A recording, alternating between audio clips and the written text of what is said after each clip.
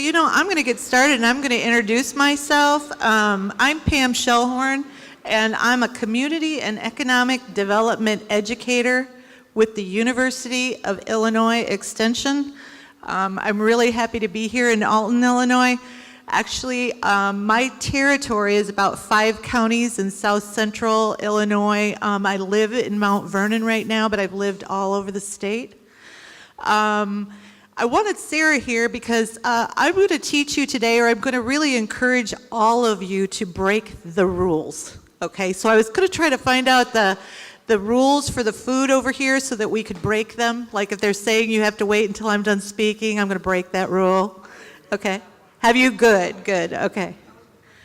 The other thing too is that if you're uncomfortable with your seat, if you'd prefer to lean against the wall or stand over here, if you got to go to the ladies' room in the middle, you are not going to bother me at all. One of the things I want to do is I want to shake you guys up and I want to get your creative juices flowing, because to me, you are all creative. You all have creative capabilities. You all have talents. Now, I'm going to venture to guess that sometimes they're not probably supported as much as they could have been over the course of your life.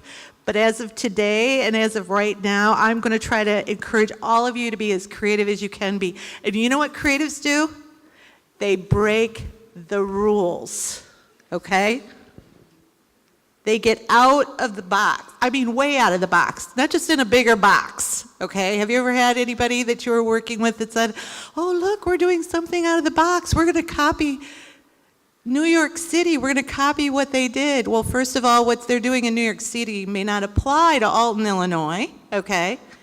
And on top of it, if they've already done it in New York City, it's already a box. So all you've done is gotten out of one box into a bigger box. I want you to break the rules. I'm actually going to dedicate this whole speech today for 2 hours to Prince, who died yesterday. I'm going to tell you why. It's because Prince, if you're looking for some sort of a, how do I want to put it, inspiration, symbol of what the creative is, it is Prince. Prince was a creative.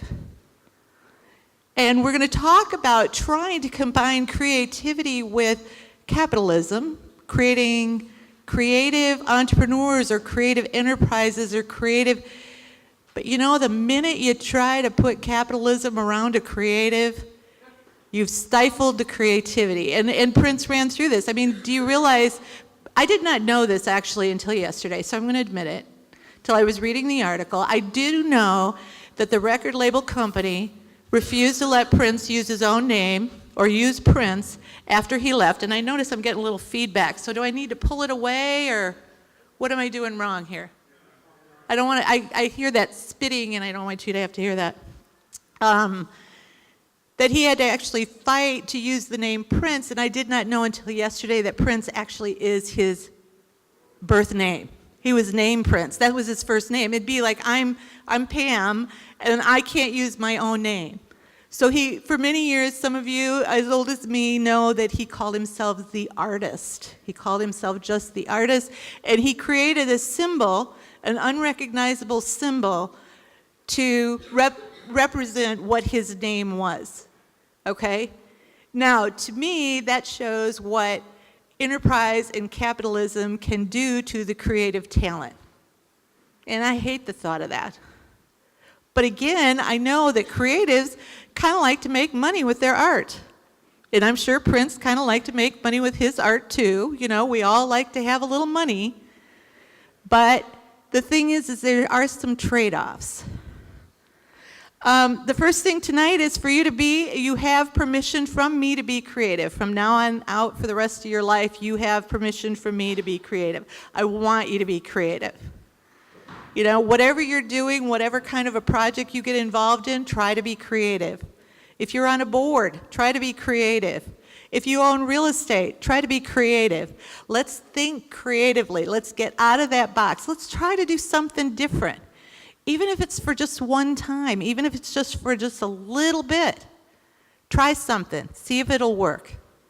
By the way, if you've never failed, then you've never really tried. I've failed lots of times, and I probably learned more from my failures than I ever did from my successes. Although I do like the successes. Okay, I know this is hard to see, but I want to let you know I will be going over all the material. I'm just going to switch arms. What is a creative economy? A creative economy is an economic system where value is based on novel imaginative qualities. Now, whose imaginative qualities are they? The artists. Yes, your imaginative qualities. Now, that's what's different than the traditional resources of land, labor, and capital. So what I'm talking about is 100 years ago, we went, or a little bit more, we went from an agricultural economy into an industrial economy. And industrialism was all the rage. You know, Rockford, Illinois, where I did a lot of the research on this creative economy and creative entrepreneurs, they don't even have really a four-year university. I mean, a lot of people wonder, why is Northern Illinois University in DeKalb? Why is it not in Rockford? Well, the reason is because the industrialist leaders in Rockford did not want them to educate the people in Rockford. They wanted them not to get more than a high school education, because if they did, they were going to expect more than a 8, 10, 12-hour day in a factory in front of a machine doing widgets. In a lot of ways, creative people like myself are really happy that that's gone. I never did fit very well in a factory. I never did. I tried it a couple of times because I was actually raised in Rockford. And then after 25 years, I went back. When I got back, it was even worse. In fact, for 2 years in a row, it was considered the second most miserable city in the United States. Its educational levels had actually dropped. There's 72% high school education graduation rates. That includes all the rich whites. If you're a minority, Hispanic, African American, or other, it's 45% graduation rate. 40,000 people were living in poverty already, and the unemployment rate was 21%. Men who had education and women who had educations, the year before they'd been making $60,000, $70,000 a year, were now trying to live on $1,500 a month unemployment. That's when I got back to Rockford and tried to do some research, tried to do some work on developing the creative entrepreneur. And that's what we're going to talk about. Now, the most valuable asset in a creative economy is not the buildings, it's not the land, it's not the roads. That's not the most important asset. The most important asset is you, people. You and your imaginative talents and abilities. Some people believe that the 21st century is going to be characterized by the creative economy the way the 19th century was typified by the manufacturing economy. Now, I don't know if I go that far. John Hawkins, who wrote The Creative Economy back in 2000 and then republished it in 2013, that's his ideology, and he believes that. I believe we're going to have multiple economies. I think we will always, in the U.S., have a manufacturing economy, and if any of you are a traditionalist economic developer, you're going, oh, thank God, because I don't understand this creative stuff. Okay, so about 20%, I would say, of what you do in a community, your economy is going to be based on manufacturing. And honestly, I don't think any community wants to get over that. Rockford's was 54% in 1980. Because what happened is when the manufacturing went overseas, it just crippled towns like Detroit, Rockford. And we don't want to see that. We want some diversification. So I also don't see a creative economy being 100% of our economy either, and not really 54%. I think more along 20 or 30%. And then we have our service industry, okay, and we do have some fast food restaurants and corporate stores, but don't get me started. You don't want me to talk about those. Okay. Anyway, I want to talk about creativity. Okay. This is what John Hawkins calls it, but in this whole sentence, and I'm not sure, can you guys read this in the back? Because if you can't, okay, I'm going to read it for you. I don't like to read my own slides, but in this case, I will. And by the way, if you're back there and you really want to read those slides, remember about breaking the rules. Grab your chair, pull up here, over here, come take one of these. I don't care. Remember, there's no rules. Break them. If you think that's a rule, that's good. It's a rule. Let's break it. Do something different. Do what makes you happy. I want you to be able to see. Okay. Creativity by itself has no economic value unless it takes shape, means something, is embodied in a product that can be traded, whether tangible or intangible. This in turn needs a marketplace where active sellers and buyers, some ground rules on laws and contracts, and some conventions about what constitutes a reasonable deal. Now that whole last sentence, this in turn needs a marketplace with active buyers and sellers, all he's describing there is a capitalistic system. I call it a free market system here because capitalism sometimes turns people off. Free market. That's not necessarily fair, but free. It's the first part that's really important. It's because a lot of times creative individuals do not create tangible things. Video games are not really very tangible. A lot of things that are done on the internet are not tangible. They're not tangible items, and therefore, because they're not tangible, they don't end up in anybody's balance sheet. They aren't considered real assets. But in today's world, those intangible items, just like video games, are worth millions and millions of dollars. So this isn't just an adjustment for Alton, Illinois, and our culture. This isn't a worldwide adjustment to what the intangibles are and what they mean. It also means that we have special issues with intangibles. Because for some reason, the people that lived in that industrial world, they understood how to take title of a piece of property. And they understood what it meant because it was Old English law, right? A lot of our real estate laws came from England, and they're older than this country is, or at least I should say the United States of America is. But with intangibles, it's got a whole nother bunch of issues. And that leads us to laws like copyright laws, yeah, trademark laws, patent laws. But I'm going to tell you what. When I was with Rockford, it really disgusted me to see, and it might happen here in Alton, Illinois, for some reason they put no value on what an artist does. It's like, well, if it's art, it doesn't have any value, and we can just copy it, we can steal it, we can take it. No, you can't. Now, what's interesting is, I'm going to let all of you know this, and hopefully she'll be doing workshops, or her colleagues. Out there on the table is this, and Sue, would you stand up for me? Sue is an attorney that works for a firm who actually gives away legal services for artists. And hopefully we'll be giving some workshops here on copyright laws and trademark laws.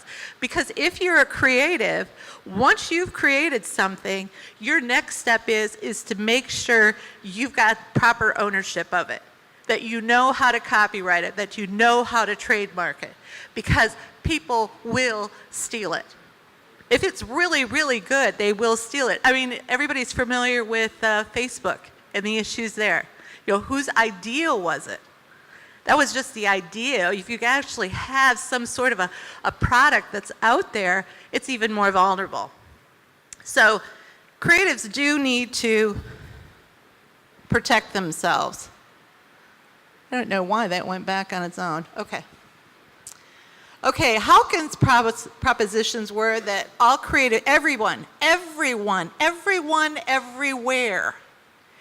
And Hawkins actually works on a committee with the United Nations, and he is building the creative economy in some of the poorest areas of Africa, where women who are living in poverty are using their creative talents to develop products and other things that they can sell in the market to take care of themselves. So, two things. If Rockford can create a creative economy, If women living in poverty in Africa can create a creative economy, I have no doubt that Alton can create a creative economy. And I saw a lot of stuff going already on here in Alton today. I went for a tour before I came here to give this presentation. And I know you got a lot of great stuff going on, but I know there's a lot of untapped creative talents even in this room, okay? And I really hope you think about it, even if you start to do it in the part-time, just to try it, just to expand yourself out, you know, just try it. Creativity needs freedom. That's where the creatives really run into a problem. It's all the rules. It's the establishment. It's the city council. It's the people that say, not the city council, it's the ordinances. They're old ordinances. They're ordinances that were put in maybe in the 1950s and the 1960s. For instance, in Rockford. In the 1970s, they decided nobody could have sidewalk sales. You couldn't do anything outside your restaurant or outside your store in downtown Rockford. Now, Rockford had sat pretty much empty and desolate for over 30 years. And they still were trying to enforce these ordinances. So, yeah, things have to change. When I say breaking the rules, it's not necessarily that I'm encouraging anyone to go out and do anything illegal, but I'm encouraging cities to take a look at their laws and their ordinances and make sure they fit with this new creative, intangible sometime product and work with that. Because economically speaking, and I need to update this PowerPoint with some of the numbers that we're coming up with. I mean, it's in the millions and billions of dollars that these creative economies can bring to a city. And as these cities become more creative, even if you're back to the traditional ED person, if there's one in the audience, you can introduce yourself afterwards and yell at me, but the traditional ED person will say, creative economy, what are we going to do with a creative economy? Well, guess what? You want a great firm in your industrial park. You want somebody to bring in 200, 300 jobs and hire bachelor degree people, and they're great jobs, and they're jobs that you're going to make 30, 40, 50, 60, 100,000 a year. Those employers, you generally, when they come to Illinois and they're looking at Illinois to move here, they're going to pick out 3 places. And then what they're going to do is they're going to find out where their employees want to live. Okay? Because you know what they're hiring? They're hiring millennials that are creative employees. They're creative people. They're engineers. A lot of the engineers we have working in the United States today are from India. Okay, some of them are from Asia. They get to a city and they want to know that they're going to fit.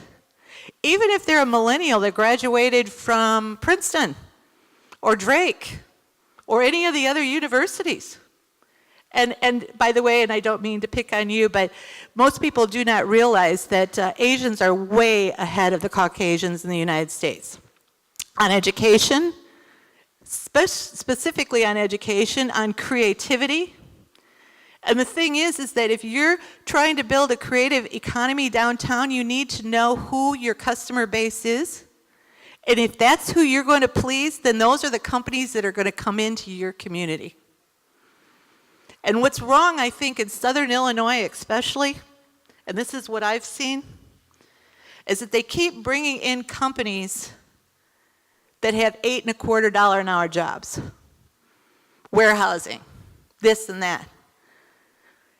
And then they complain they don't have any money for services, they don't have high enough taxes, nobody can afford a house. No, we need companies that will bring in better jobs. But those companies are going to want to have places where those employees are going to want to live. And that's what a creative economy in your downtown can do. And I've already seen it starting to help Rockford, especially in the aerospace.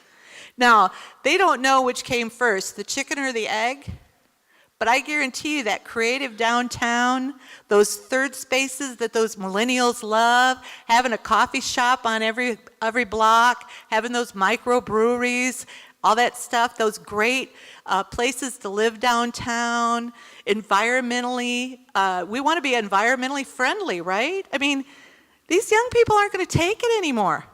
I had a young man that walked up to me at an ED conference and said, I want to buy an electric car, but I live in Southern Illinois. And I found out I'm hurting the environment with an electric car because they're coal-based plants. If he drives that car, he's actually hurting the environment more than he's saving it. He's better off to go with a hybrid. Millennials are smart. They know what they're doing, and it's almost time for them to take over the world, and in ways I can't wait.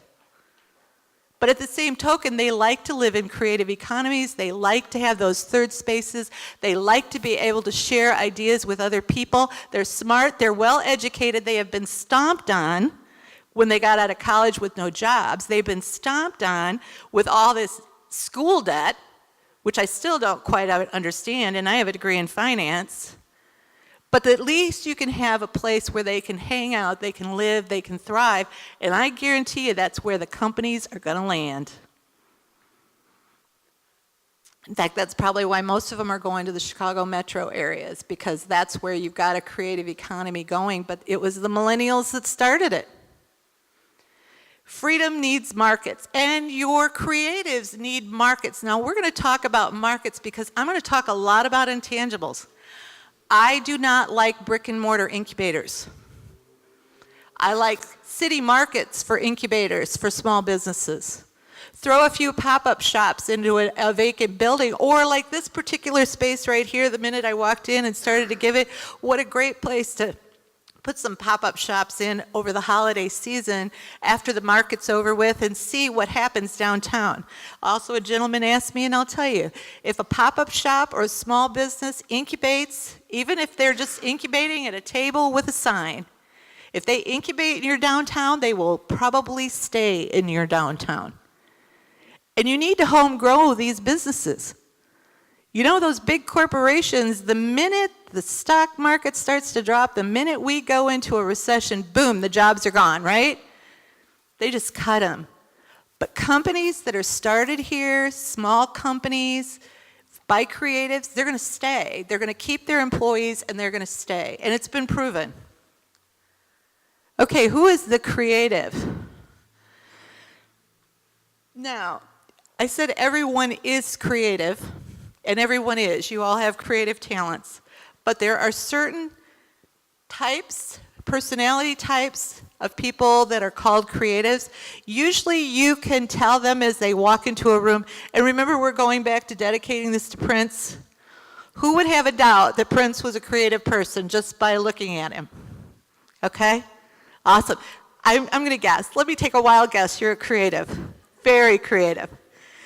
Now, I'm not trying to label anyone here. This is actually a compliment. All right, creatives are open-minded. They are often called the dreamers. And if you take a look at the picture over here on the left, okay, we've got the left-brainers on the left side, we got the dreamers and the right-brainers on the right side. And this is one of the issues that a lot of economic development people, city councils, because they say, oh, we're ready. We're ready for creatives. We're ready for those millennials. We're ready to get this started. Oh, except here are the rules, okay? First, they can't do this. Second, they can't do this. Second, they can't do that. Oh, well, forget it. You're never going to, in fact, your creative talent, more than likely, and you can probably, a couple of you can give me stories, have already left this town. Some of your most creative people, the minute they get out of high school, out of college, they're gone. They're in Chicago. You know, they're in New York. They're in Los Angeles.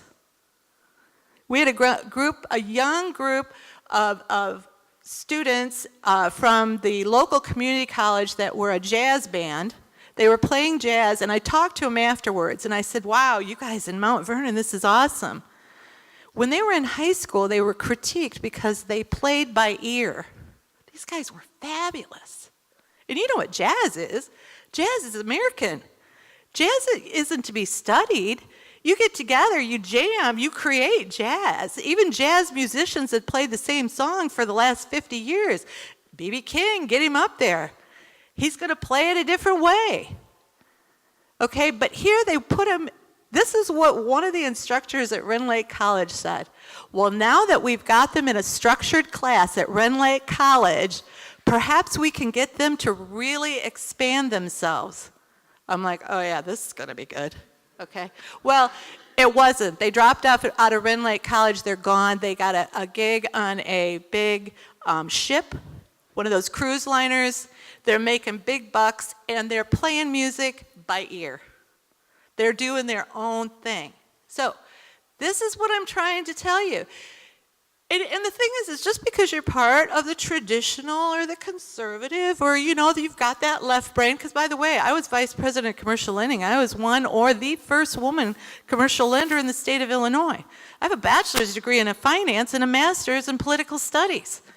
I am pretty much very, very, very, very left brain. I had to learn how to teach creatives. But that's the key. It's not about the left brainers anymore. If you want a creative economy, it's about the creatives, okay? Now, all of a sudden, if you're a creative, you're going, wow, wouldn't this be cool? That means I'm the most important thing. It is. That's what you need in this downtown. You need lots of them. You need them now, and you need to help them. You need to support them, okay? We admire creative people because they turn something into something new. And we may fear them for the same reason. So that's what it is. It's fear. It's fear of the unknown. It's fear of the different. But honestly, if what you're trying to create in downtown isn't weird, unique, different, if those aren't the words you're using, that probably isn't going to make a difference. Thank you. Thanks. Okay? So that's what I'm saying. Get ready for that. That's what you want to embrace. That's where you want to go with it. And even in yourself, challenge yourselves. But seriously, those are the words you're looking for. Okay, these creatives are, independent. Independence of mind, yes. They are single-mindedly persistent even when others do not recognize what they are doing. Okay, I understand that there was a big hullabaloo about your body art shop down the street, okay? But I also understand that these creative individuals, strip that building down to the natural brick. They have a beautiful awning. They have a great sign in the front. And guess what, everybody? Body art is art. That is creativity to the max. They are creatives. They are different. They are weird. They are unique. They might be a little crazy. It's just what you're looking for. Because, after a long day behind a computer, those millennials working for that company you really wish you had on the other side of town, they're going to want to come downtown, and they're going to want to be in a place that is unique and weird and different and gives them third spaces and lets them create as well. Okay, they are competitive, ambitious, but they do not like criticism. They're not very good at liking criticism. They have well-developed sense of humor, and they are challenged by the empty space. They want to put something in it, and that's what this is where I've developed my own creative side when I walked in here and looked at this space and thought, wow, what a great place for pop-up shops, impromptu theater, okay? But I'm going to tell you, for whatever idea I come up with, remember, I got that really strong left brain. I'm still a recovering banker, and I always will be. It's you. You're the ones that can come up with this creative stuff. I'm giving you permission, yes.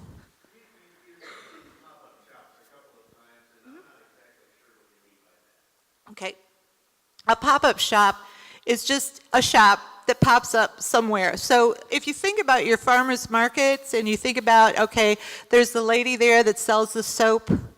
She's got a little business. Maybe you've got some farmers that actually have some value-added products. They sell salsa.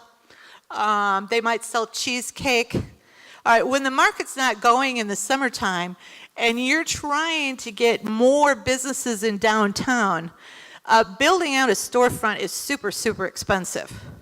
And I hate it because what happens is a lot of times if they do have the money, they go in and sometimes your business the first time around just doesn't work because you don't know, you don't have those business skills yet.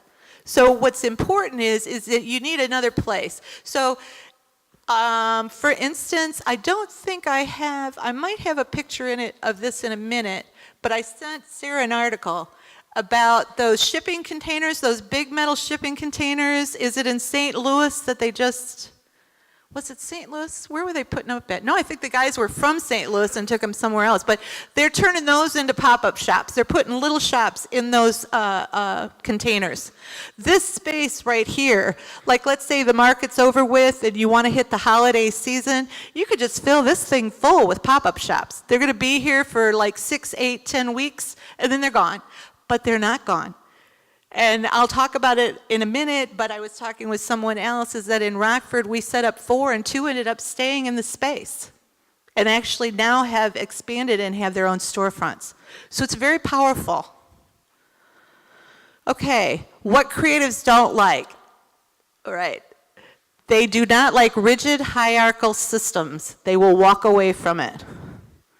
If you try to control them, overpower them, they'll be like warm Jell-O in a box.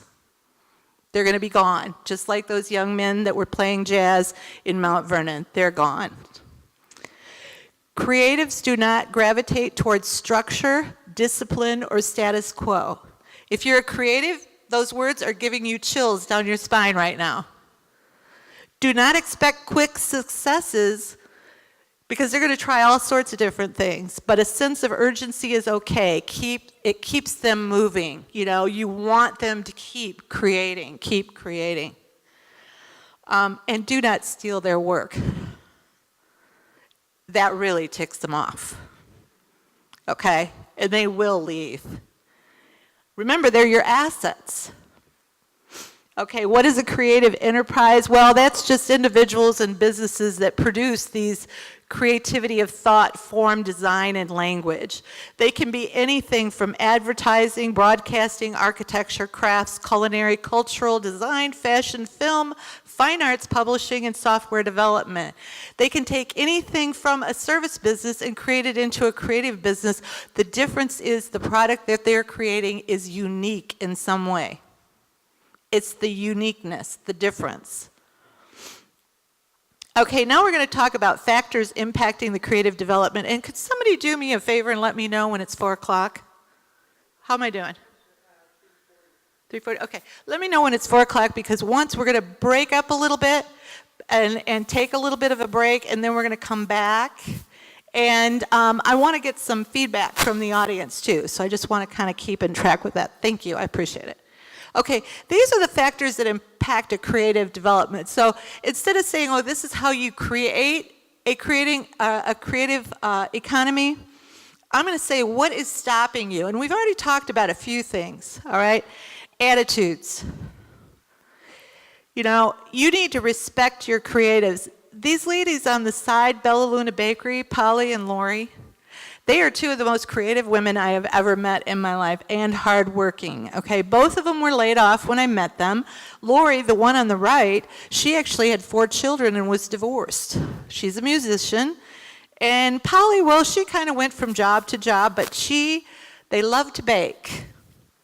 And so they came together and decided in Rockford, this is big, Polly took her grandmother's Italian cookie recipes, and Lori took her grandmother's Norwegian cookie recipes, and they started a bakery called Bella Luna that specializes in Italian and Scandinavian baking.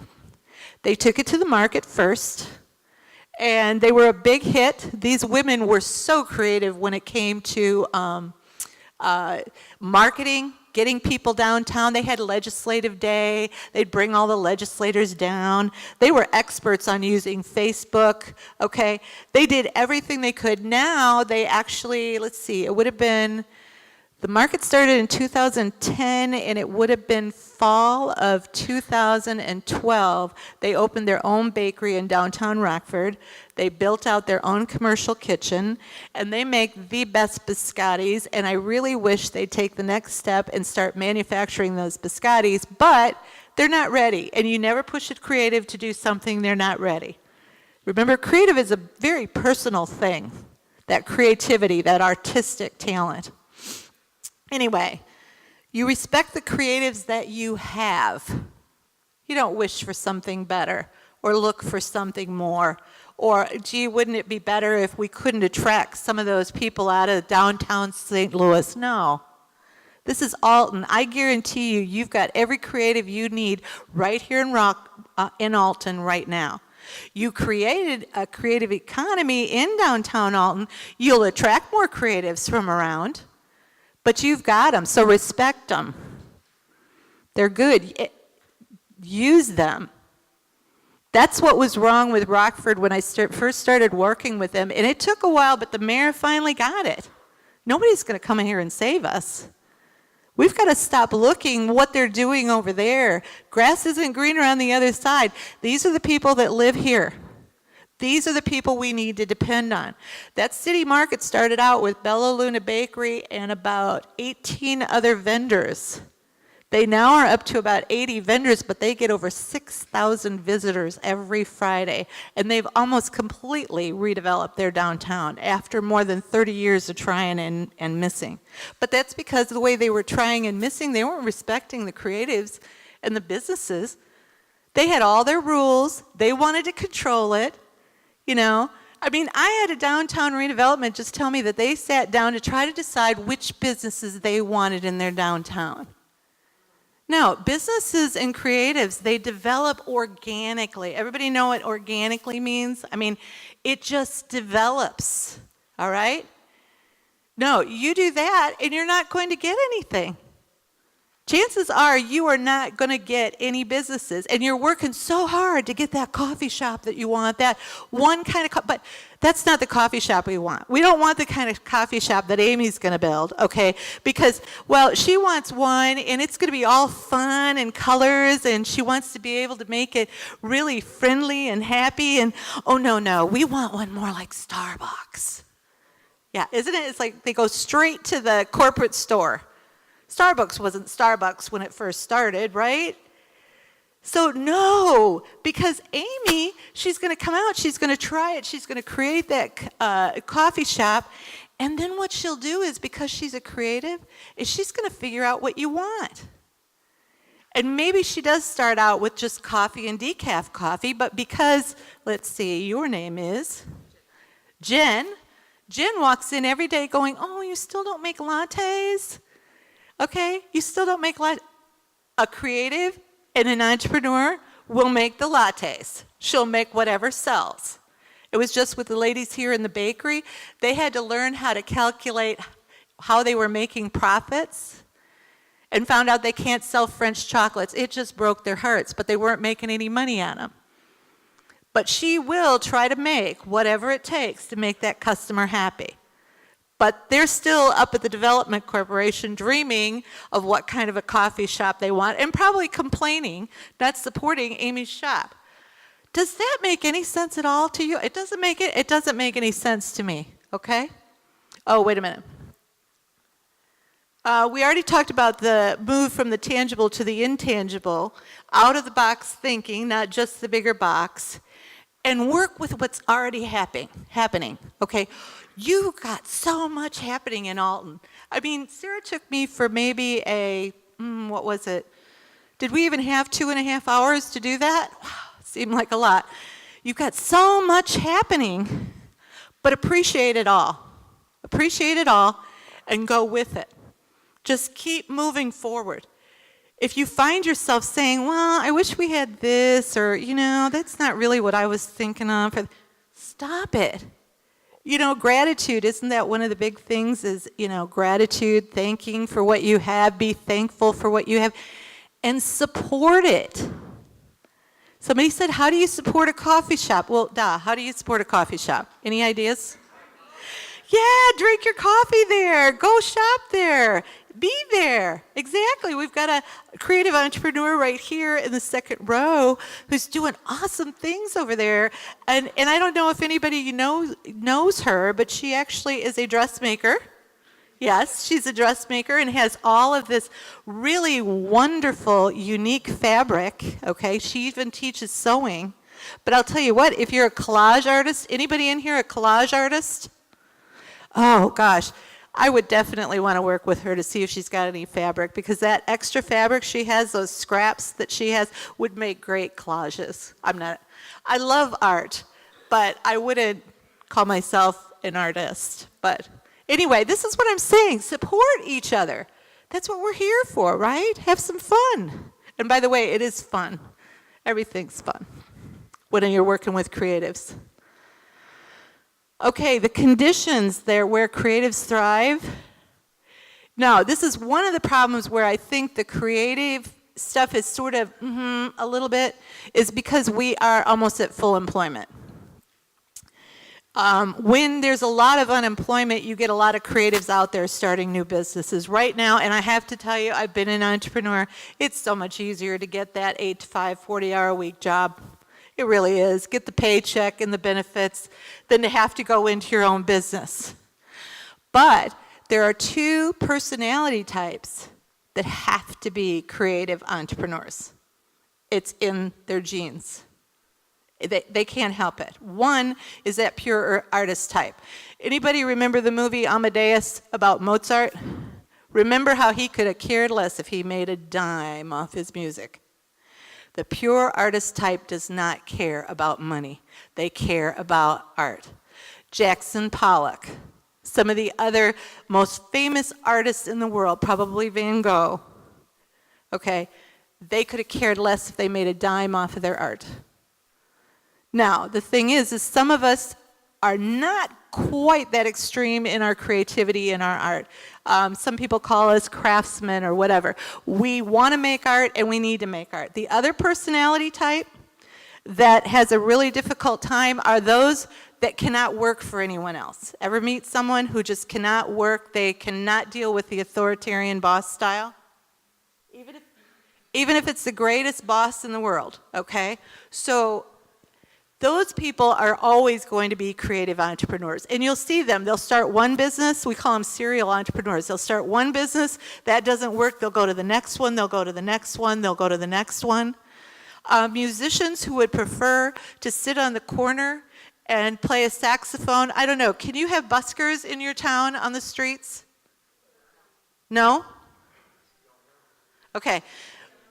Okay, Rockford couldn't either when we first started with all of this, but now their ordinances have changed and you can be a busker and you can sit out and you can open your guitar case or whatever and people can throw you donations.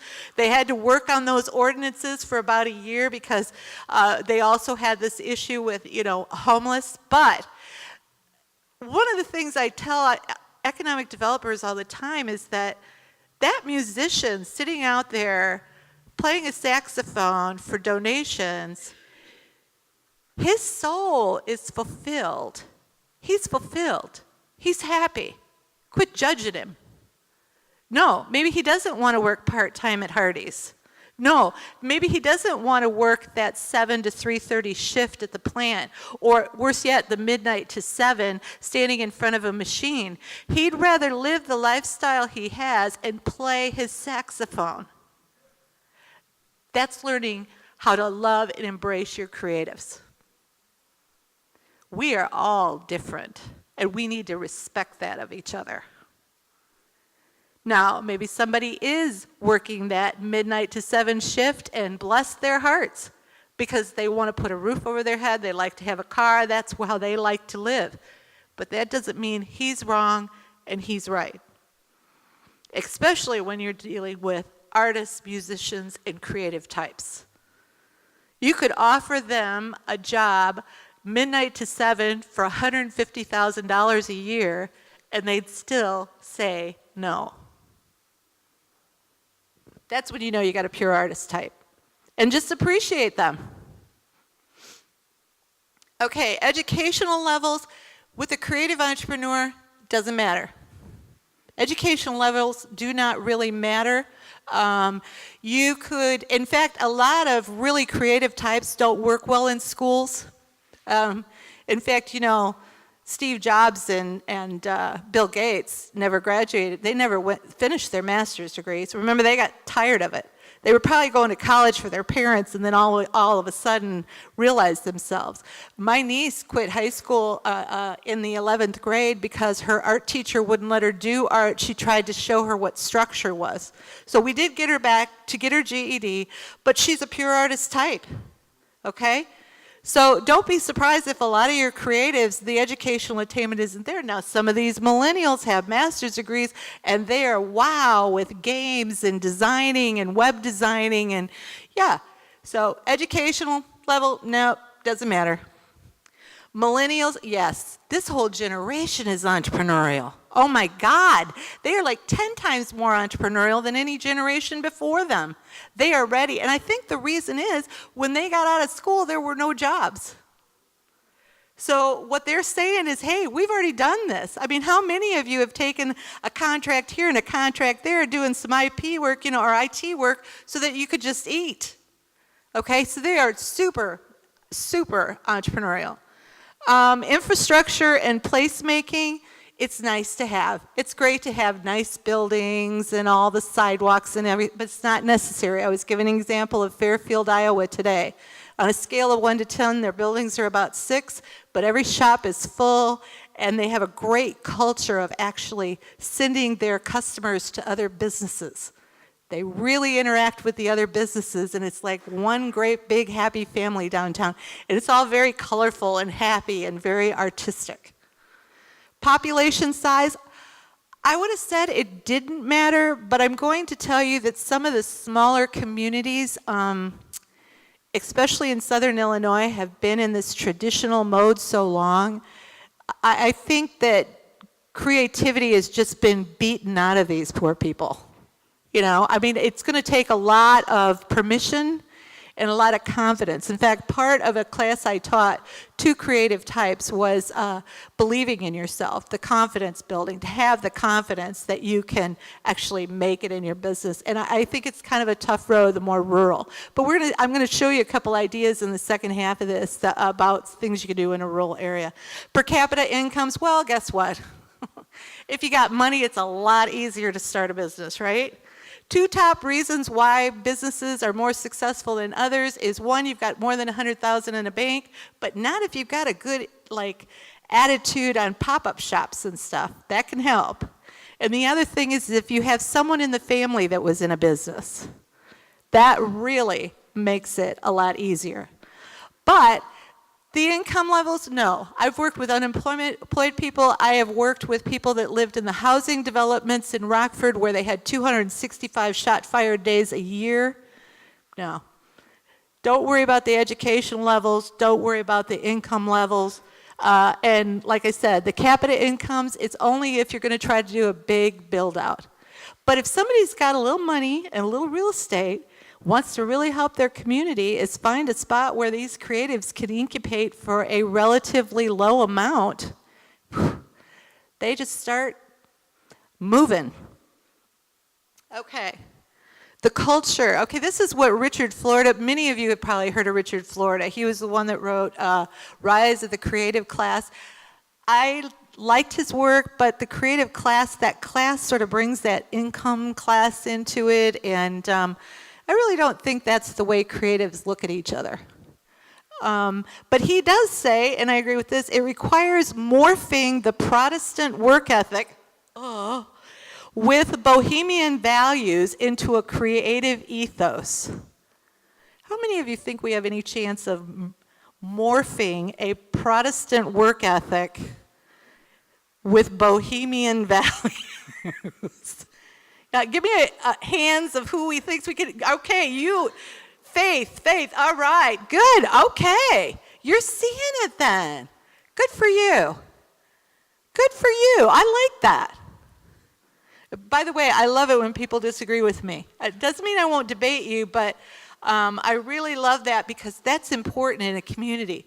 If you don't have any disagreements, it's kind of like a marriage with no disagreements. It means one of them's not thinking or just allowing the other one to get away with everything. And that's what's great about creative thought. You're going to have this thought, that thought, let's disagree.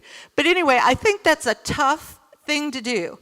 But I think what I think is there's a lot of bohemians that have or have what looks like a Protestant work ethic. And we assume they don't.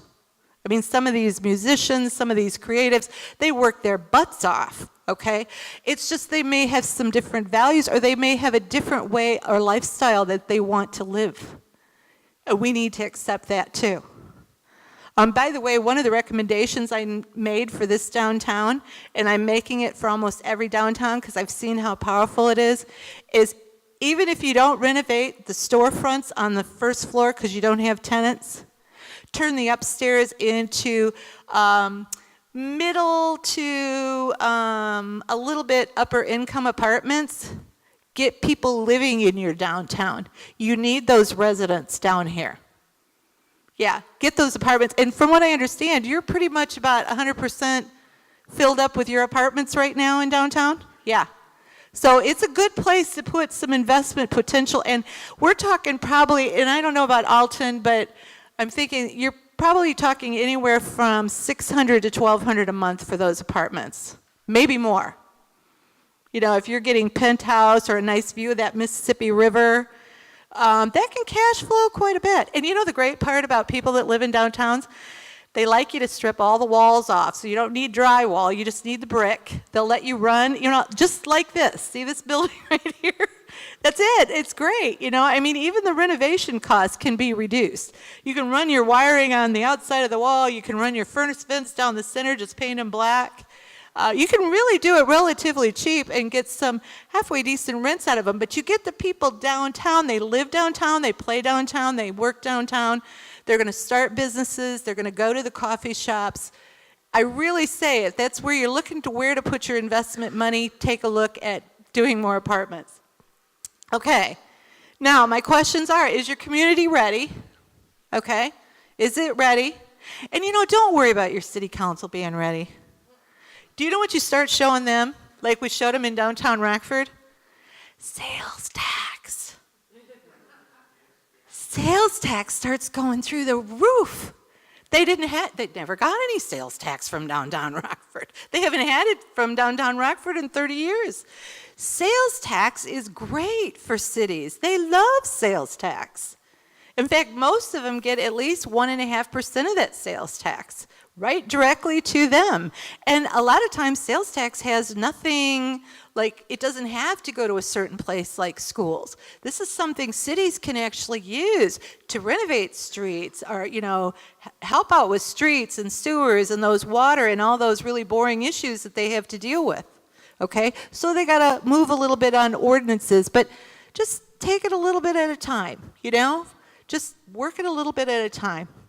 Is the community prepared to allow the creative to create something truly new, or are traditional structures or values too unyielding? And I'm going to tell you right here, and I know I don't want to hurt anybody's feelings, but the SBDCs, which I was an SBDC director, needs to start being open about working with creatives.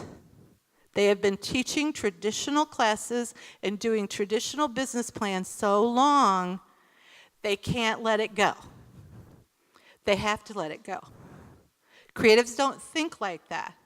When you want to counsel and be the advisor for a creative, okay, you got to go right along with them. Okay, now they need to know about pricing, now they need to know about advertising, now they need to know about insurance, now they need to know about taxes, and I'm going to tell you, I don't work for the IRS or the U.S. government, I do work for the University of Illinois, but a lot of small businesses that start out in markets are not going to be paying taxes right away. They're going to be on a cash basis for a little bit. And then you're going to get some city leader that's going to say, oh, but then we're not getting any taxes, we're not getting any sales, not now, but you know, you got to let them get that capital built up a little bit. The one thing they will pay generally is sales tax because the Illinois Department of Revenue will come down and catch them. How am I doing on 3 minutes? Okay.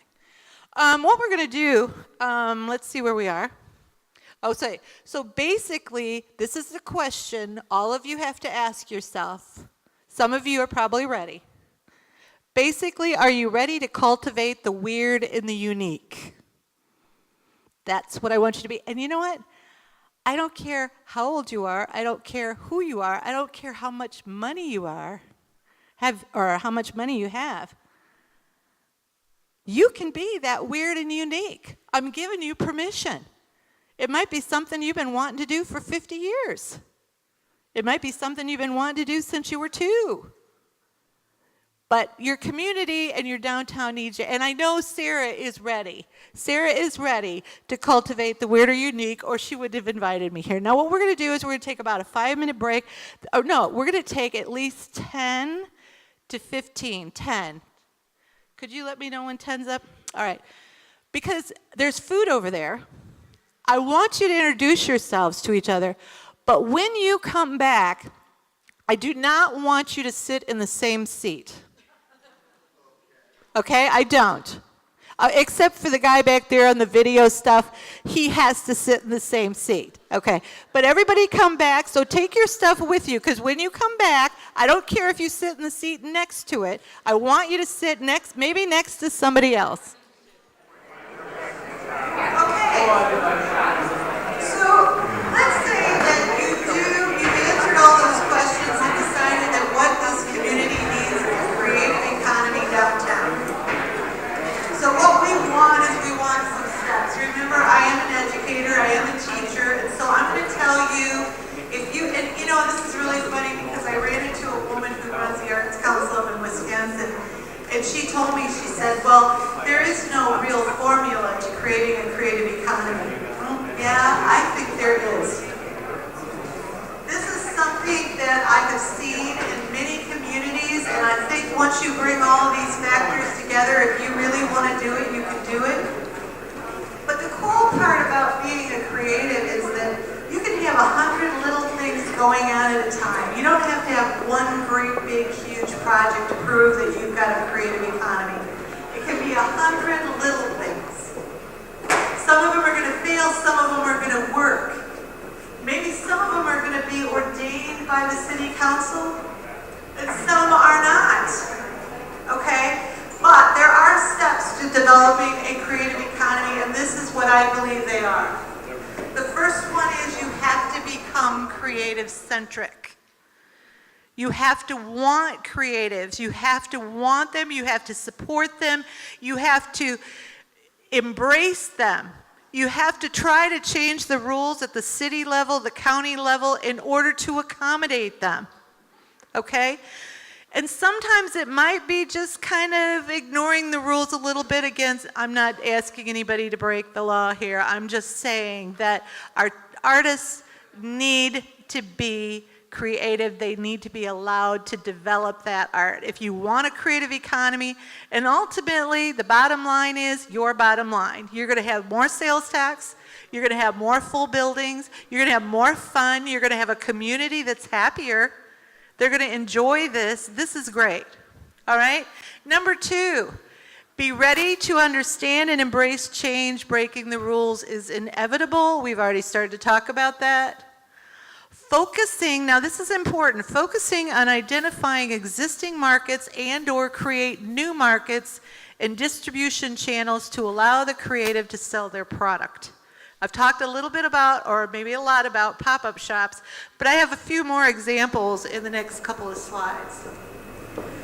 Those creatives need distribution channels to allow creatives to sell their product, okay?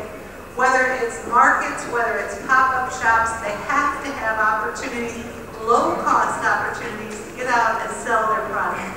Eventually, they'll build out storefronts, but initially, they've got to be able to develop and create that market. And your tourism people are going to love it, because that's what draws tourists, are those creative products.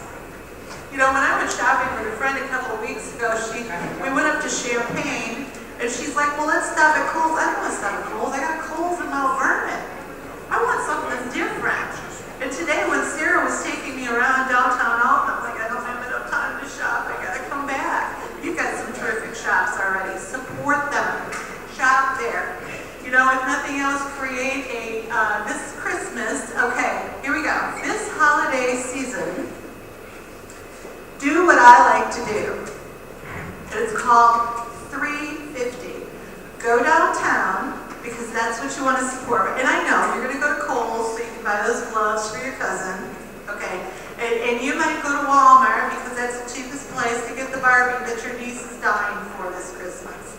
Okay, but I want you to commit to come downtown and try to spend $50, a total of $50 in 3 stores. So like $15 to $20 in each store. Just try to do that. You are going to so help your economic development in downtown. It's like the last time. Who here shopped downtown and bought a Christmas present or a holiday present or okay, yeah. We got about a third of the crowd. But this year, I want you to make a conscious effort. It's shop downtown. Shop your downtown. If this is what you want to recreate, shop it. All right, then last, advertise it, promote it. We just talked about support the creative enterprises. Advertise them, promote them. You got somebody coming in from town, okay? They're coming in from town. Don't take them to Kohl's, okay? Don't. Think of the coolest shop you can think of and say, come on, we're going to go down to, would anybody help me with the name of the building that's got the ballroom in the basement they're just fixing up? Mineral Springs Mall. That's another challenge. Next time you have someone that comes in from out of town, try to take them to a shop in Mineral Springs. Okay, try to bring them to a shop downtown. That's what I said. If all of you in this room did this and brought a friend from out of town downtown, your downtown wouldn't have any problems for very long. Because what you're learning is you're coming down here to experience the shopping experience that's already here. You're bringing your dollars back into your downtown. You know, you've probably heard this if you haven't, economically speaking, but you spend $1 at Walmart, that dollar spins around once, okay? If you spend $1 in Mineral Springs, it will spin around 3, 4, maybe even 5 times. The only dollar you're going to keep from Walmart in this town, because it's probably sitting on a piece of land that you gave them a 20-year tax break on, so they're not paying real estate taxes, is you're going to get that sales tax at 1.5% that your city or county probably gets. Maybe not that much, maybe a little more. And you're going to get those dollars from those people who are making $8, $9 an hour that'll stay here for a little while, unless they spend it at Walmart before they leave work. So if you really want to see more economic health, you want to buy local. You want to keep some of those dollars. Now, I'm not saying 100% local, but think about it. If that dollar only goes around once and you get $2 in this community out of Walmart, but you can spend $1 at Mineral Springs and get $5 for your community, maybe a third of your shopping is buy local. Doesn't even have to be downtown. It's just a company that's locally owned, operated. They live here. They invest in their community. And you know, buy local. It's a great ideology. It's, you know, it makes you feel surreal and you feel good about yourself. That's not why I'm saying it. I mean, if you're a capitalist, you know, if you're into this free market system and you want to do economic development, get it. You need to spend it and buy locally so those dollars revolve around a little bit. That's what's going to make you all richer. Okay? So if money doesn't bother you, that's okay. Box. I'm unable to connect the box. I don't want to connect the box anyway.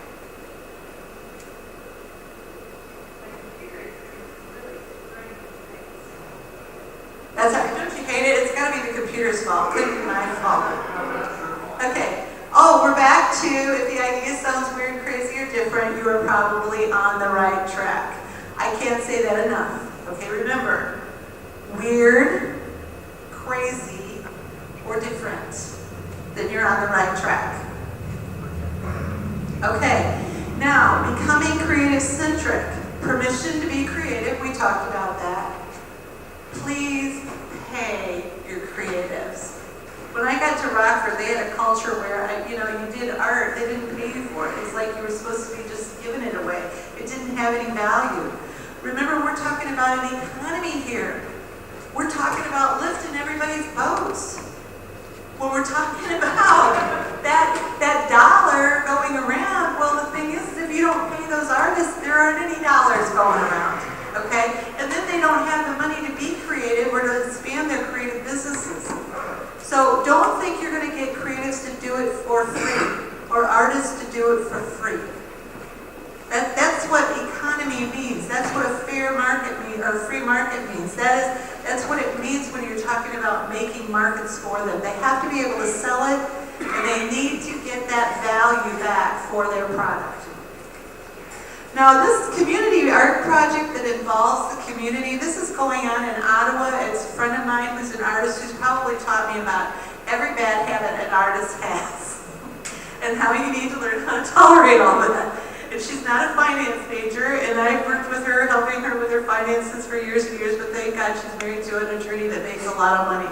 But she is an artist, and I love her, and she actually came to the event at NIU, so I said the same things about her when she was sitting in the room as I say now, and I love her dearly. We've been friends for over 24 years.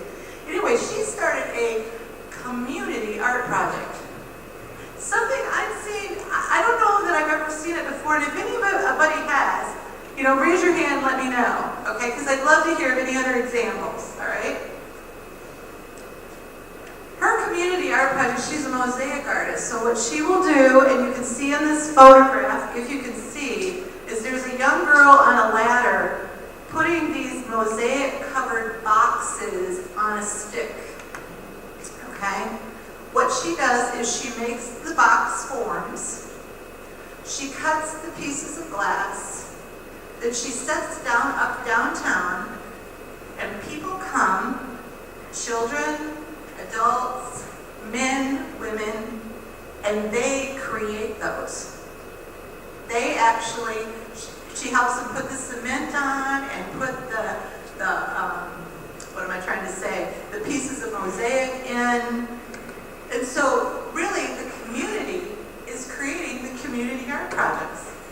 Now, a lot of times what we do is it would be nice if we were hiring artists to come in and do this, but I think a lot of times we're expecting artists to volunteer to do this.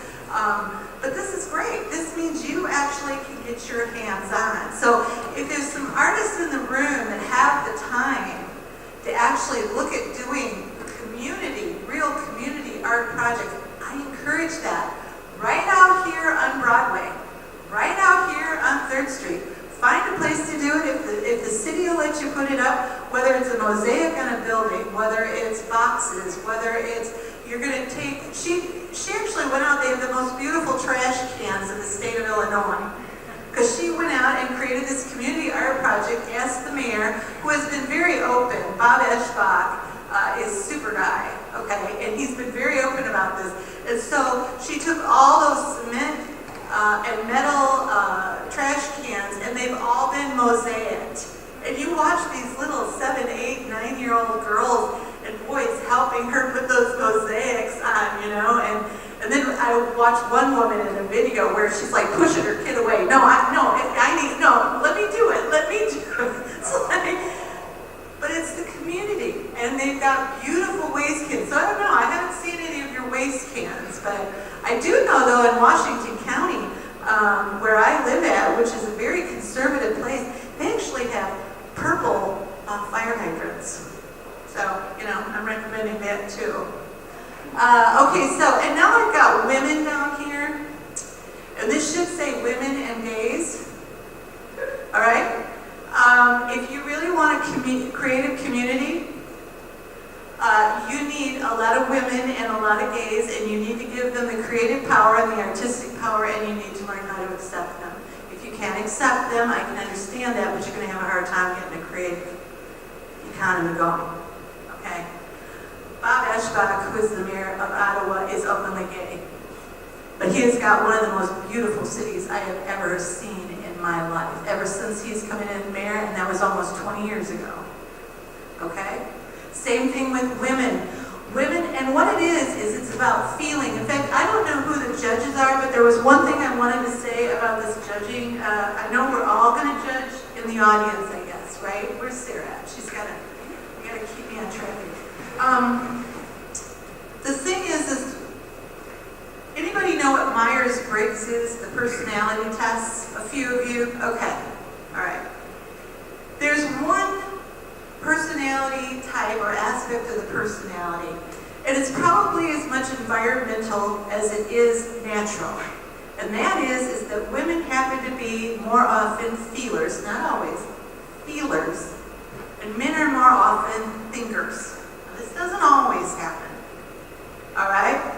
So artists a lot feel. They feel it. When they go to paint something, they don't think about what they're going to paint. They feel it. A designer, he doesn't really think about what he's going to design. He feels it. So when you're thinking about these creative businesses, I don't want you to think, well, I don't know if that'll work in Alton. Okay, let me think about this. Will that work in Alton? Are they going to make enough money? Is that going to be really complimentary? No. What I'm going to ask you to do, if you want to develop a creative economy, is I want you to think, how does that idea make me feel?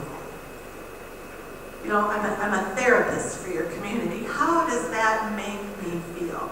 Does that make me feel good? Does that make me feel warm and fuzzy? Because you know what? That's what people, when they're out there for the shopping experience, I don't go shopping because I need more clothes. I go shopping because it makes me feel good. Even men go shopping because it makes them feel good. They might go to a sporting goods store instead of Kohl's, but they still go because it makes them feel good. I went shopping in the New Age shop today, and how excited was I? OMG, you guys have a New Age shop. Okay, yeah, you might not feel the same way I do, but the thing is there's probably a shop downtown that makes you feel that way. You get into a bar, okay? You go to that bar because unless you kind of have to, but I mean, if you go to this bar, you do it because you feel good, right? Okay, you feel good. So when you're thinking and you're judging, which I don't like you to judge, but think about how does that business make you feel? The feelers. We need the feelers, and we definitely need the women in. So if you're at a planning meeting for downtown Alton, and you look around, and you see nothing but white males over the age of 65, okay? I'm serious. You're accurate. Okay. You're probably going to have a tough time with developing a creative economy. First of all, somebody ought to be under 30. Somebody ought to be African American or Asian or Hispanic. You better have several females. You know, we make up 54% of the population, and on top of it, we're 54% of the college graduates. We just beat out men just a couple years ago, right? You know, and a gay guy wouldn't hurt. So what I'm saying is diversity is important to millennials, it's important to creativity. Artists are generally not just white male over 65. Now, I have nothing against white males over 65. My dad is one. My brothers are almost there. You know, they're glad I'm like plugging along and being the next one. And you know what? If you found that offensive, I am terribly sorry, but it's a reality. And I work with a lot of groups who want to create wonderful downtowns. They want these big companies out on the edge of town, but those are the people that are planning. How can you plan for other people that you don't know, you don't represent, you don't understand? So what I recommend is that you just sort of beef up your committee, okay? You got 6 people that identify in that category I just talked about a couple of times. Add a few more, make it a 10 committee, and get someone from the African American community, someone that's a couple of women for sure. Diversify. That's creative. Remember, I said everybody's creative. Everyone has creative talents. We're going to talk a little bit more about how creativity is not based on socioeconomic or the color of someone's skin. Okay, now, when I was up in Radford, and I know I go back to that, but that's where most of my research based is so far. I mean, I'm gathering other information as I go along. One of the things I did, and this is what I'm recommending if you have an SPDC or you're teaching classes, that you think about how the creatives learn. Remember they drop... Development Center. In fact, your Small Business Development Center is going to be here later today. Your representative from the Small Business Development. Are you here? You want to introduce yourself? Since I'm going to pick on you?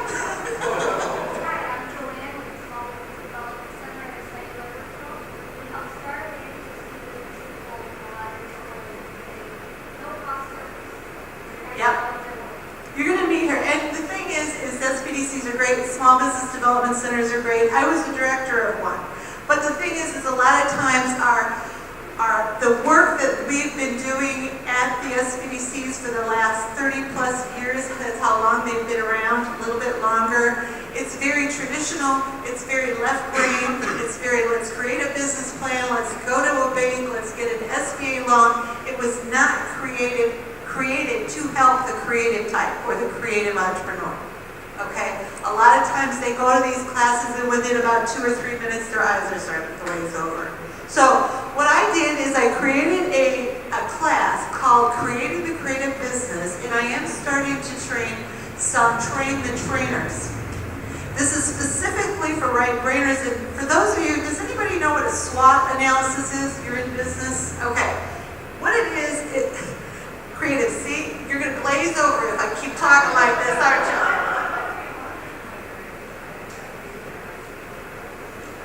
Good for you. Well, in marketing, you still are going to be able to use a lot of your creativity. That does not necessarily mean that they're going to suck you into a left brain mode, but you'll always know. Yeah. She's keeping me honest up here, folks. This young lady right there. What's your name, Lisa? Julia. Very nice. She's keeping me honest. She's making sure that I don't get off the creative track. But anyway, this up here on the upper right hand, see all the colors and the dots? And all the pretty post-it notes, that is a strength, weakness, opportunities, and threats. That's a SWOT analysis in my Creating the Creative Business class. Because what we do is we learn through form. Right-brainers learn through form. They do not like steps. They don't like lecture. They don't like structure. So you say, oh, well, then they can't be business people. Not true. These people are competitive, they're intelligent, they're creative, they're smart. They're going to do things that will blow your mind. They've blown my mind more than once. You just give them enough so that they understand the concept and they'll go. But they learn through form, so they do journaling. They cut pictures out of magazines.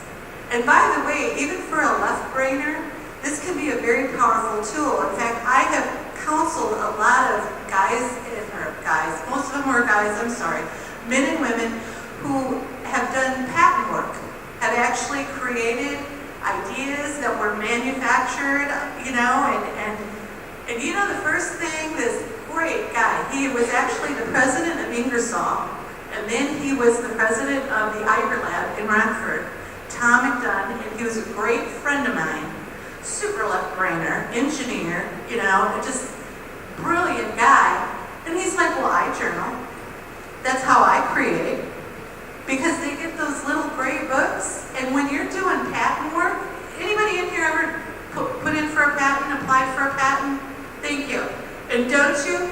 The reason you keep those journals is because if someone decides that they've invented the same thing as you, the law goes back, the courts will go back and look at those journals to see the dates.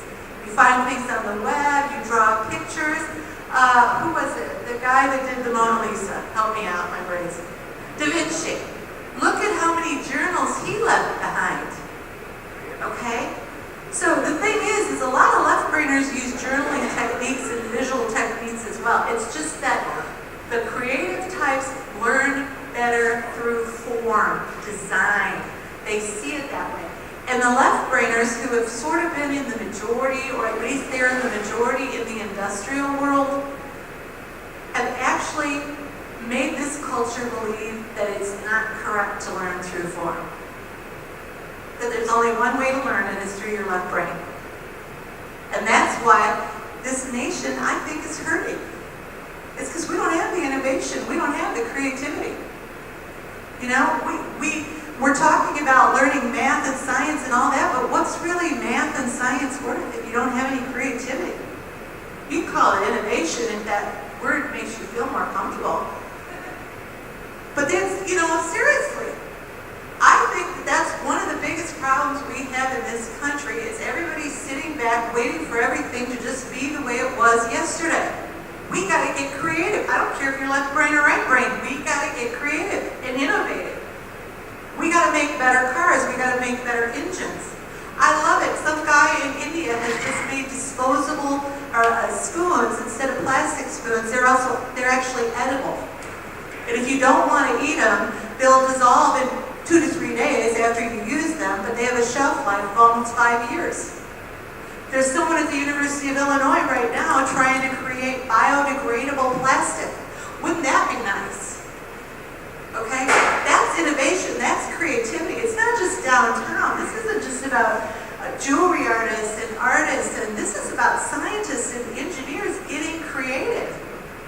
Not just sitting around trying to come up with the next drug that we have to take daily for the rest of our lives. It's actually coming up with something that changes the world. And you know what? I don't care who you are. You can be, say, from the South, you can be 70 years old with an 8th grade education. That doesn't mean you can't come up with the next most innovative idea. Look at all the experience. Look at everything you've worked on. Think about it. What could you create? Okay, so this whole class was developed for the creatives, and I know that Sarah's thinking about possibly having some workshops here in the future, which I think would be a great idea. And one of the things that I've started to look at is crowdfunding for entrepreneurs, and I guess you had a very successful project here in Alton that used crowdfunding to get what they wanted. And so you really need to get that person down to teach all of you budding creative entrepreneurs.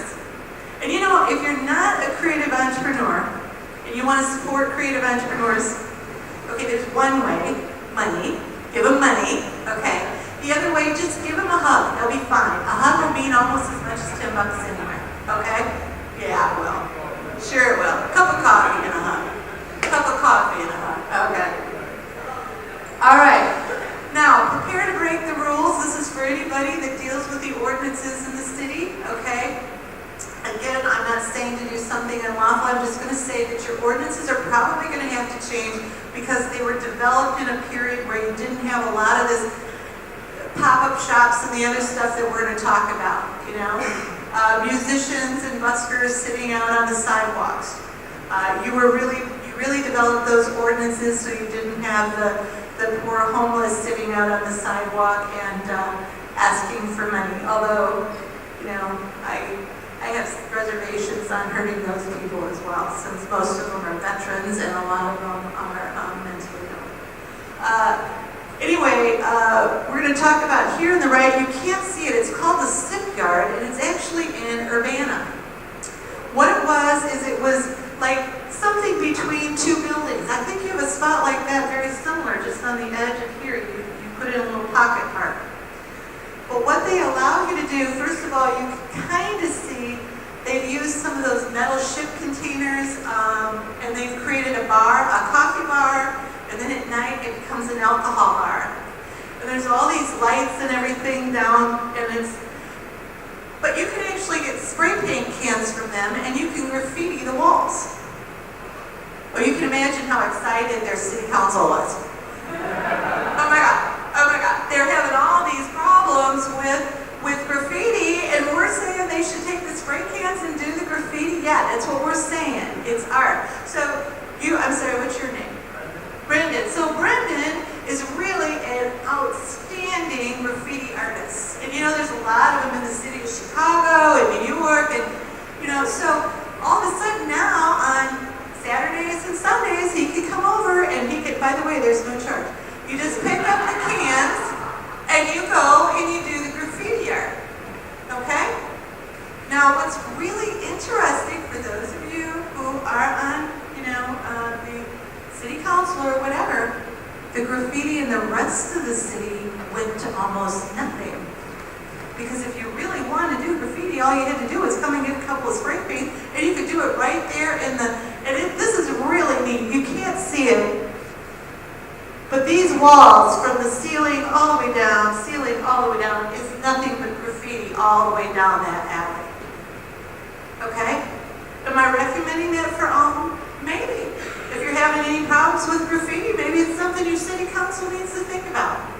But they also have the containers, and they have, like I said, the coffee shop during the day and the bar at night. And it's a really cool place to hang out. In fact, it was so cold when we were there, but we just couldn't leave. I mean, it was just so fun. It was so beautiful, all lit up with that graffiti and everything. Now, in Rockford, as I mentioned, they created festival zones, which, by the way, last year, Mount Vernon took those same ordinances and just applied them to Mount Vernon. They created festival zones all over the downtown where people and buskers could come, people could set up pop-up shops, you could do whatever you wanted to do. All you had to do is go down to the city and pay. We even got the ordinance, so all you had to do was pay $10 for a permit, because we just wanted to make sure that you did register, that we didn't have just people, setting up. And then they took the dollar amount away for the buskers. But the festival zones are set. You can also sell and drink wine and booze, wine and beer in those festival zones. And they're all over downtown Rockford. When I moved to Rockford on 4th of July, they would have 10,000 people come downtown for the fireworks. You couldn't even buy a bottle of water. Every business was closed, because there weren't that many anyway. But now, after the city market started, after all these festival zones started, there's places to buy food, and they're setting up pop-up shops like barbecue in front of bars, and I mean, it's wonderful. It's one great big huge party all day long on 4th of July. And it was a ghost town other than the 10,000 people at the park watching the fireworks. So I really encourage you to take a look at the opportunities for creating those festival zones. So what needs to change in Alton? What do you think needs to change in Alton? Anybody got, well, maybe if you feel like you're, okay, we've got wait a minute, wait. Well, I can talk loud enough. I would say the mindset. You need what? The mindset of the people. Okay. Yes, and that's exactly what we're talking about today, the culture. It's the way we've been thinking about things. We need to have new thoughts. The thing is that I'm trying to tantalize those of you that might be traditional, or if you're going to go out on the street and talk to people that are more traditional and like things the way they were yesterday, even though they know they're not working, they want it that way tomorrow, is to remind them this will actually help them build a stronger, healthier, and wealthier community. I mean, look what it's done to downtown Chicago over the last 20 years. Well, 30 years ago, I was working downtown Chicago, and it did not look anything like it did today. But what happened is that Mayor Daley, the young one, got in office, started cleaning up downtown enough that businesses could get down there and get started, and then the millennials started to move downtown for the cheap apartments, and the artists came down. But that's a good one, and we're going to keep that. She is asking that Alton, Illinois, start to change their attitudes, their mentality, that culture. And that's what I'm saying, is start to open up to a creative economy. It does not mean you have to become like them. You just have to accept and respect them. And know that they're assets. Those creatives, those artists, those entrepreneurs are assets. Those are your assets, not the resources you used to depend on.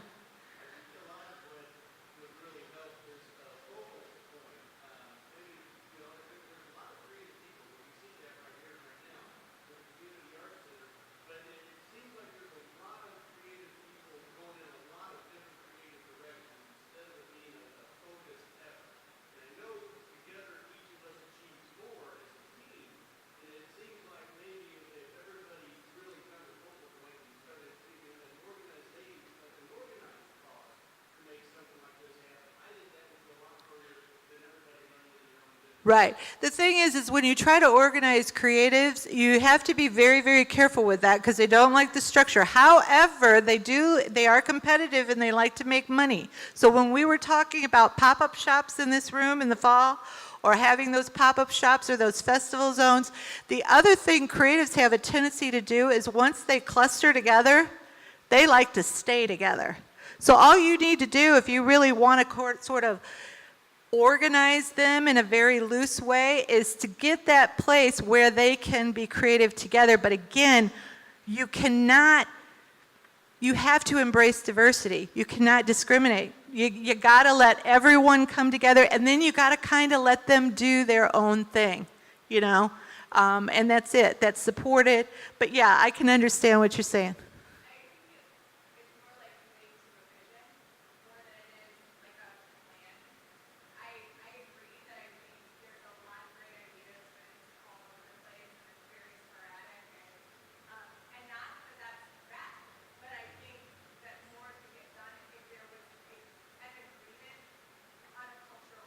Yeah. The thing is you're never going to get that agreement because everybody's an individual. Right. Well, what I'm saying is, and I'm not sure where this is, right down here when we're talking about creating new markets, this very thing, this is what I'm thinking about when you're talking about all these people that have all these ideas, okay? And this is sort of changing that mindset along with it, is because you do want to organize, you do want to pull them together, but organization and pulling together is a little bit of it's like a desire to control the outcome, okay? With creatives, okay, you can't control the outcome because of just what a creative is. They're developing something new that never happened before. So somebody that isn't a creative, how do you control that? How do you judge that? How do you even analyze that? How do you look at that? I mean, the first person that ever saw a Picasso probably passed out and died. His mother probably looked at it and said, well, this guy's going to starve to death. But the thing is you're right. It does feel like that. But you do have people like Sarah who is trying to bring people together and but again, those festival zones can also help control and organize because you're bringing groups of creatives together. You can implement a few rules that they're going to have to live by. But here it says, what you're looking for are informal, grassroots, okay, street level, pop-up micro activities, each of which may be short-lived, but which adds up to a continuous stream of events and experiences in a marketplace of endless information which sharpens the producers' and makers' skills and buyers' appetites. I think one of the things that cities, where they fall down at, is we want to create something that we do over and over and over again, okay? We're used to that as a culture. We want it to be the same every year, and if something fails, we're like, oh, see, I knew that wasn't going to work. No, there's going to be a lot of failures when you're developing a creative economy. You want these small things, okay? When I was in Rockford, the big thing is everybody wanted $20,000 from the city so they could do this big event. I said, no. I said, this is what we want to do. Okay, we created a public market. It was a small thing, and it was very small when we started out. Now it is the big thing going on every year. 6,000 people every year, or every Friday. We created pop-up shops, but those pop-up shops didn't last long. It only happened one winter, just one. Because the ones that were successful have their own businesses now. They have their own shops, like they would fill in around and in the other shops. It only lasted one fall. In-store events, this is what I really recommend. This works so well. A pasta shop that had been struggling decides they're going to have cooking demonstrations on a Saturday. You'll see the model in a minute, a dress shop downtown. That they have models that are modeling their clothes on all these distressed buildings in Rockford. And they have a fashion show. They had their first fashion show with wine. Oh, I only have 5 minutes? Oh my gosh, where's my timer? I made her move. Okay, well, let's go through these. The Co-Biz, that's 2 businesses in the same building, sharing the same building, okay? That worked really well until they split up. Now there's 2 retail shops in downtown Rockford, not just one. Okay, a cafe, that shared workspace, that third space. How about, now Etsy, I put that on there. Is anybody here an artist that works with Etsy? Great, great. Okay. Etsy's a great way. All of this stuff, but it doesn't have to be permanent. See, that's the whole point. It just has to be long enough that the creatives can get together, try to sell their stuff until they're big enough and they've got the market to move into their own storefronts. Co-ops, of course, galleries, which you've got one right here. Although, I'll tell you what, you really need to have someone run a gallery that's going to try to sell the artist's work. Remember, the artist is doing the work, somebody's got to sell it. Not just stick it on a shelf and hope somebody buys it. There needs to be someone selling it. Or else create something new, and that's what I challenge you to do. Don't copy the ideas I have. That's what I want you to be, is creative. If you're not creative, don't have that creative type on your board or your planning committee, get one. Get a couple. You'll be going, wow, but remember, if it's different or unique, it might be something you want to think about. Now, finally, I'm going to get to this, because we're going to conclude. And the one thing I want to talk about is conscious inclusion. Because this isn't just for people who have educations. When I was in Rockford, I taught the Creating the Creative Business 4 times a year, and every summer I would go to one of the housing developments and teach it. The pictures of these young women, because the majority, in fact, 98% of the residents of the housing developments I went to were African American single females with children. Okay? Now, the one young lady over here, she's with her daughter. She actually does sketches, and she now sells those sketches for $250 a piece. There's sketches of buildings in downtown Rockford. And then you could walk up and see this, or maybe they'll have it online for you. There was a cracked sidewalk with a rose coming up out of it. Okay? The young woman over here, Juanita lived with her 3 sons in the housing development in Rockford. She took my class 3 times. She does jewelry. She can't do the same piece over again. She can only do it once. That means she's the true artist type. Juanita made $600 the month before this picture was taken, working her part-time job as a caregiver at a nursing home. She could not get more than part-time work. They would not give it to her because then they might have to pay health insurance. Juanita went to the city market for 1 day. She sold over $600 worth of her jewelry. She has also had her jewelry in art galleries. Down here, my 4 ladies down here, one is Ann Jan's Eatery. She makes the best pork chop sandwiches at the market. And then we've got the young woman with the pictures and another woman who's an artist and another. These 4 women, one is a recovering alcoholic, another is a recovering drug addict, one is an ex-felon, and one has bipolar disorder.